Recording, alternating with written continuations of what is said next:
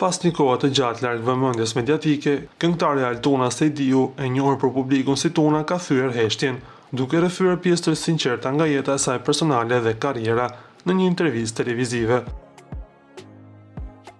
Në një fragment të publikuar në rrjetet sociale, artistja nga Shkupi u ndal për herë të parë në mënyrë të drejtë për drejtë tek ndarja nga ish-partneri i saj, muzikanti Patrice Berisha.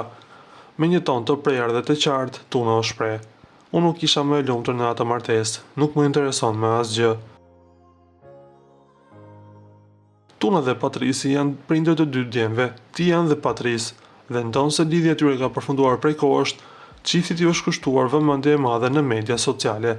Sot, të dy ata po ndjekin rrugët e tyre profesionale në mënyrë të pavarur, ndërsa Tuna duket më e vendosur se kurrë për të jetuar në të vërtetën e saj.